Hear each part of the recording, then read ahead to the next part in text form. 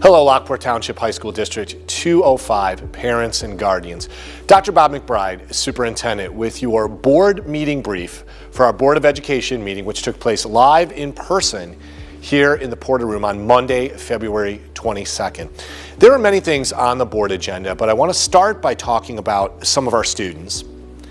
Then talk about a conversation that we had with the Board of Education, really a discussion about our way forward this school year after March 12th, and then close sharing with you just a little bit about the school calendar we have proposed to the Board of Education for the 2021-2022 school year. Yes, there will be a school year next year.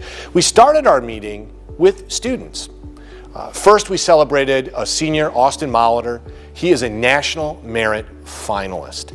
1.5 million students in the United States took the PSAT, and only 1% of those students earned National Merit Finalist status. And Austin, one of our students, was one of those finalists. So congratulations, Austin, and to his parents.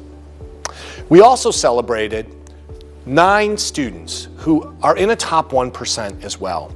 Last year, in June of 2020, we had 13 students who did not graduate with their class. Now, in the United States of America, research tells you that most students who do not graduate on time, they give up. They never graduate high school. But due to the efforts of 9 of those students and our very talented park program staff, Dana Capco, Eileen Sullivan, Jameson Oster, we had the great pleasure of delivering diplomas to 9 of those students just about a week ago who made that commitment to finish off their high school education. It's rare, it's amazing. We also had student government present to our Board of Education, and they spoke specifically about the role that they feel that school counselors, social workers, and our PE department is playing right now. They praised the wellness and the mindfulness work that is going on, and they really encouraged the board to extend that, to expand that, to diversify that.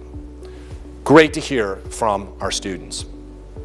During my superintendent report, I engaged the board in a discussion about 3 dynamics that we're trying to handle as we look forward to education finishing off this school year and after March 12th. First, we talked about attendance. Unlike some districts that have seen an attendance drop off during this year, whether in remote or in hybrid, our attendance has remained outstanding. In hybrid, we have 97 to 96% of our students who attend.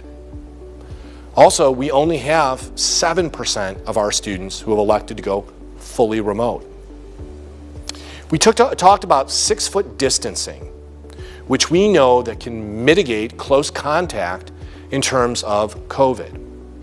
Then we also talked about quarantine and the fact that if students have COVID symptoms, COVID exposure, or are tested positive for COVID, have to quarantine for 14 days. Talking about all of those mitigations, would we relax those mitigations? Would we change our plan? Would we increase the volume of students coming to campus? Can we increase the volume of students coming to campus, knowing that we have such robust attendance numbers and so few students who have elected to go fully remote? Even though our Board of Education remains committed to as much in-person learning as possible, our board came to the conclusion that safety is a priority, that the 6-foot mitigation, that maintaining quarantine keeps our entire community safe, but it also keeps you safe at home during this pandemic. Our board endorsed the planning and the results that we've had so far this year, and I know that those have not been perfect all of the time. We're looking forward to, after March 12th, moving in to hybrid as much as we can. And our hope is that with your cooperation and your help, we will not have to go back to any remote learning during the school year. We'll be publishing more detailed schedules, more detailed plans for you. But that conversation among our board members to redouble our efforts towards the plan that we have to keep mitigations in place to keep our students safe, our staff safe, our community safe, keep you safe, and to endorse the direction that we're heading was an important conversation. Finally, we looked at a draft calendar for the 2021-2022 school year. There will be a school year next year. And it is a draft calendar that the board will approve at our March 15th Board of Education meeting.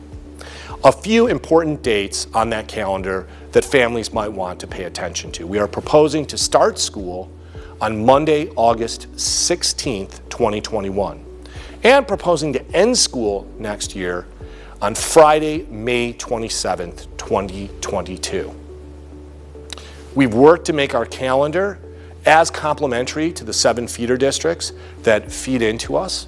We all have the same spring break. One difference families might see is that we will begin winter recess on Wednesday, December 22nd, after 3 days of finals on Monday, December 20th, Tuesday, December 21st, and Wednesday, December 22nd. I hope that helps you with your plan. We've marked it draft because we know that things could change in the future, that we could have things that we can't foresee right now with this pandemic.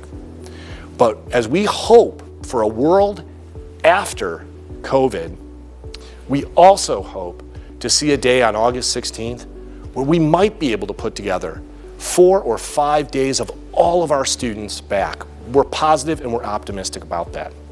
Finally, in closing, some exciting news for our senior class that doesn't have to do with the board meeting.